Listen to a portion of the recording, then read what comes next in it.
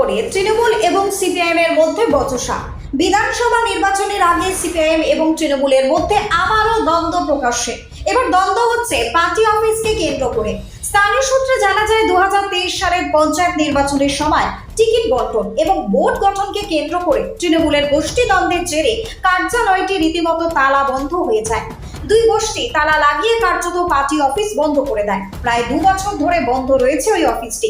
সম্প্রতি তৃণমূলের পক্ষ থেকে দলীয় কার্যালয় দ্রুত খুলতে দাবি জানানো হয়। সেই খবর সংবাদ মাধ্যমে প্রকাশ হতেই নতুন করে সরব হয় সিপিআইএম।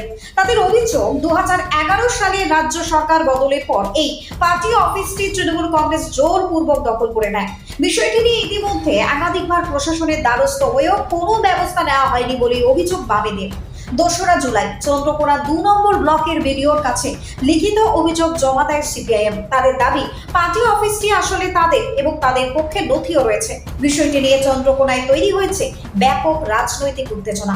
এই বিষয়ে ব্লকের বিডিও উৎপল পাইক বলেন, আমরা সিপিআইএম এর তরফ থেকে একটি লিখিত অভিযোগ পেয়েছি, বিষয়টি খতিয়ে দেখা হবে। অবাক করার বিষয়, কোল্লা পঞ্চায়েতের সদস্যা সাহেবা খাতুনের বাবা শেখ ফারুক খান, যিনি বর্তমানে কোল্লা বুথ তৃণমূল কংগ্রেসের সম্পাদক, তিনিও স্বীকার করেছেন এই পার্টি অফিসটি আদতে আগে সিপিআইএমেরই ছিল। স্থানীয় বাসিন্দারা জানাচ্ছেন 2011 সালের সরকার পরিবর্তনের পর অফিসটি তৃণমূলের নিয়ন্ত্রণে আসে। তবে ওই পার্টি অফিস নিয়ে তৃণমূলের বিধায়ক গোষ্ঠী এবং ব্লক সভাপতির গোষ্ঠীর মধ্যে দীর্ঘদিন ধরেই কিন্তু দ্বন্দ্ব চলছে। এমনকি সেই দ্বন্দ্বে রক্তক্ষয়ী সংঘর্ষের ঘটনাও ঘটে গিয়েছে। যদিও তৃণমূলের বিধায়ক অরূপ ধারা আবার বামেদের দাবি সম্পূর্ণ উড়িয়ে দিয়েছেন। তবে এখন দেখার বিষয় যেটি সেটি হচ্ছে, এখন এই বিতর্কিত দলীয় কার্যালয়ের মালিকানা শেষ পর্যন্ত কার দখলে যায়, তৃণমূল নাকি সিপিআইএম এর? Bureau report, target Bangla news. শুনুন, তৃণমূল কংগ্রেস কোনো রাজনৈতিক দলের পার্টি অফিসকে জোর করে দখল করেন। তৃণমূল কংগ্রেসের যে সমস্ত পার্টি অফিস আছে সেগুলো তৃণমূল কংগ্রেসই তৈরি করেছে। বিরোধীরা কি বললো সেই দিকে আমাদের কোনো যায় আসেনি। আমরা এখন আমাদের দলকে কিভাবে শক্তিশালী করা যায়, কিভাবে সংগঠনকে মজবুত করা যায়, আমরা সেই দিকেই আমাদের এখন নজর। আমাদের নজর এখন 26 সাল। এই সমস্ত অভিযোগ ভিত্তিহীন। আগে ছিল সিপিএমের, আগে সিপিএমের ছিল, মানে সেটা তৃণমূলের হয়েছে এখন। সবাই তৃণমূল, আমরা মানে তৃণমূলের তাহলে এখন নিজেদের মধ্যে ঝামেলায় বন্ধ। দুটো গোষ্ঠী হয়ে যায় ঝগড়া।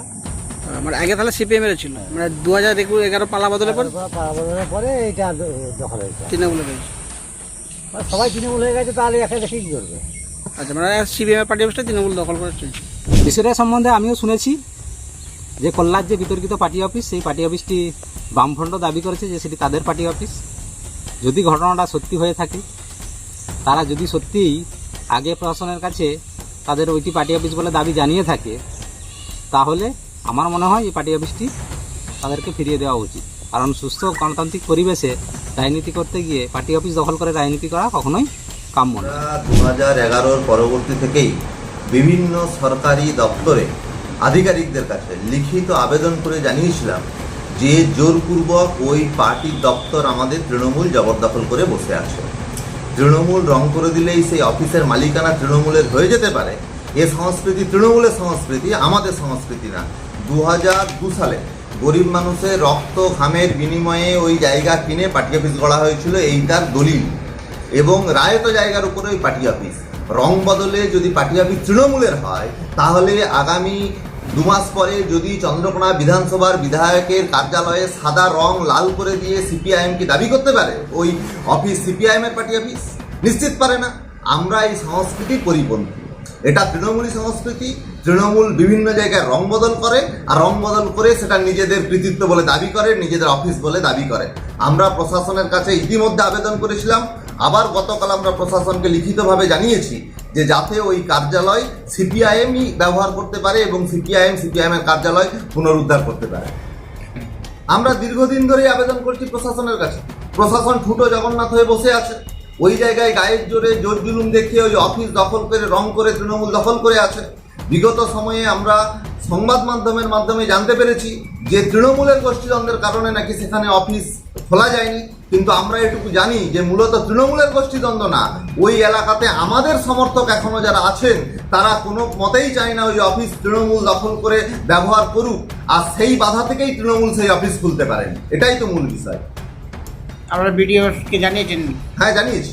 এবং আমরা সমস্ত রকমের আধিকারিকদেরকেই এই বিষয়ে জানাবো এবং আমরা আমাদের অফিস নিজেদের দখলে রাখবার জন্য যা যা আইনি ব্যবস্থা নেওয়া তা আমরা করব।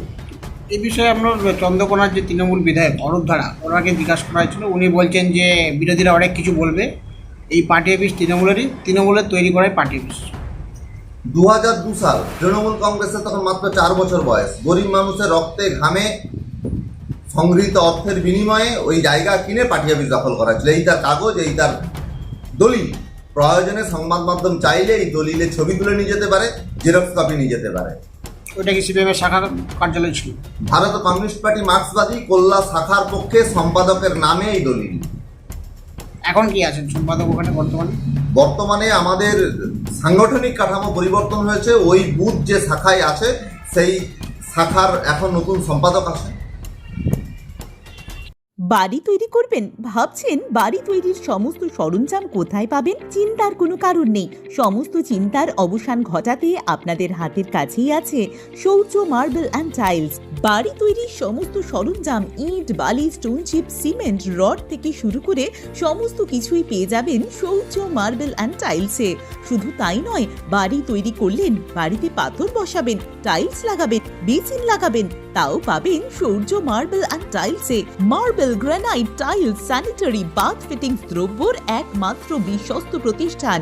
আমাদের ঠিকানা হলো ভগবতী বালিকা বিদ্যালয়ের পাশে। আমাদের দ্বিতীয় কাউন্টারটি হলো গোঘাট 1 বিডিও অফিসের গেটের সম্মুখে। বিশদে জানতে কল করুন 9064236218 প্রোপাইটার রাজা বিশ্বাস, গোঘাট, বকুলতলা, হুগলি।